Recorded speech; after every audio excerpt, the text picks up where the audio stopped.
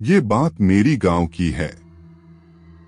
जब मैं छुट्टियों में गांव घूमने गया था, मेरे गांव में एक पुरानी खंडहर हवेली है जिसमें करीब 65 सालों से वहां कोई नहीं रहता। ये बात मुझे मेरे गांव के दोस्तों ने बताया। जब ये बात मुझे पता चली तो मेरा मन करने लगा कि मैं एक बार उस हवेली को देखूं। मुझे ऐसी जगहों पर जाना, उनके बारे में जानने में बहुत दिलचस्पी होती है।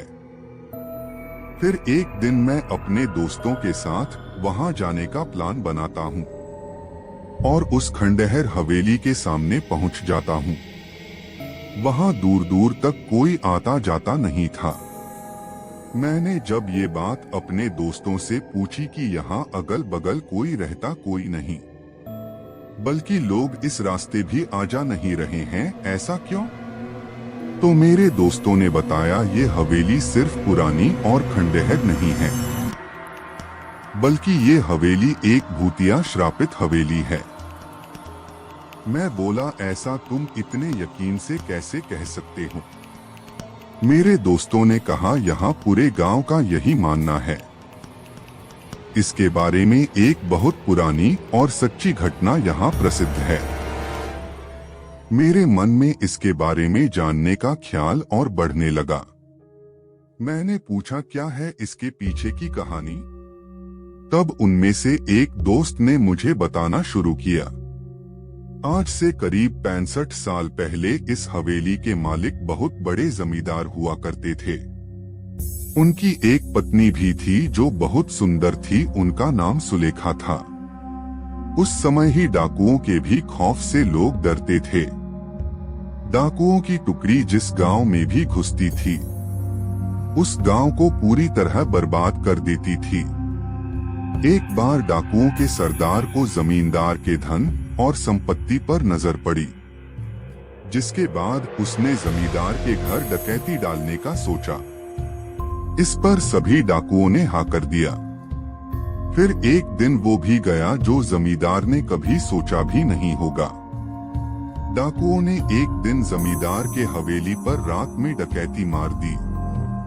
जमींदार ने भी अपनी सुरक्षा के लिए पहले से ही कुछ सिपाही और नौकर रखे हुए थे, जो डाकुओं के हवेली पर आने पर उनसे लड़ पड़े। क्योंकि जमींदार के सिपाही और नौकर बहुत कम और साधारण हथियार के साथ थे, वहीं डाकुओं की संख्या बहुत ज्यादा थी और अच्छे हथियार के साथ लैस थे, जिसकी वजह से जमींदार के सिपाहियों और नौकरों को कुछ ही देर में मार डाला। ये सब जमींदार देखने के बाद सोचा, इससे पहले कि डाकू हवेली का दरवाजा तोड़कर अंदर घुस जाए, उसे अपनी पत्नी और खजाने को छुपा देना चाहिए। फिर उसने उस खजाने को एक हवेली में ही किसी खुफिया जगह पर छुपा दिया और अपने पत्नी को एक कमरे के अंदर एक और खुफिये कमरे में छुपा दिया और बाहर से कमरा बंद कर दिया।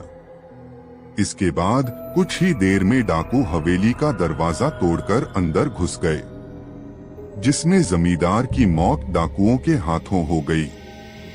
पर जमींदार ने मरते मरते अपने खजाने का पता उन डाकुओं को नहीं बताया। डाकुओं ने खजाने को बहुत खोजा पर वो नहीं मिला। फिर डाकू वहां से हवेली की कीमती सामान के लेकर वहां से चले गए। पर जमींदार की पत्नी जो एक खुफिये कमरे बंद थी, उसका पता किसी को नहीं था।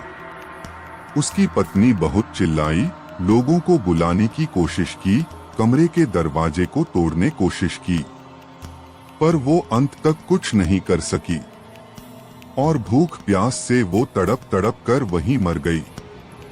उसके मरने के बाद उसके लाश के बदबू से लोग हवेली में गए और उस कमरे को तोड़कर उसके लाश को वहां से निकालकर उसका अंतिम संस्कार किया। कहा जाता है कि आज भी वो अपने पति का इंतजार उस कमरे करती है। उसका पति कभी तो आएगा और उसे उस कमरे से आजाद करेगा, और आज भी उसे उसके हवेली में घुसपैठिए या उसके बिना इजाजत के अंदर आने वालों को सजा देती है। मैंने अपने दोस्तों ये कहानी सुनकर उन पर विश्वास नहीं किया। मैंने पूछा, क्या यार तुम लोग भी न कब की बात आज तक लेकर बैठे हो? इसका कोई सबूत है तुम लोगों के पास? तो उन लोगों ने बोला, कुछ लोगों ने इस हवेली में जाने की और वहां रुकने की गलती की थी, जो आज तक इस सदमे को भूल नहीं पाए हैं। मैंने पूछा, ऐसा क्या हुआ था उन लोगों के साथ इस हवेली में? तब दोस्तों ने मुझे बताया, एक बार एक अपराधी जेल से भाग जाता है और इस हवेली में आकर छुप जाता है। उसके बाद कोई कुछ नहीं जानता कि उस हवेली में उसके साथ क्या हुआ था। बस दूसरे दिन उस अपराधी की लाश उस हवेली में मिली। मैंने बोला, ये हादसा भी हो सकता है। तो उन लोगों ने कहा, एक बार एक चरवाहा उस हवेली में एक रात रुकने के लिए रुक जाता है, जो सुबह जिंदा उस हवेली से तो बाहर आ जाता है, पर अपना मानसिक संतुलन खो देता है। तब से वो आज तक पागल है। ये सब बातें सुनकर मेरी हिम्मत नहीं हुई उस हवेली के अंदर जाने की, इसलिए हम लोग वहां से घर चले गए और दोबारा फिर मैं कभी उस हवेली को देखने नहीं गया। मुझे आशा है कि आपको यह भूतिया कहानी अच्छी लगी होगी। आपको ये कहानी कैसी लगी हमें कमेंट करके जरूर बताएं।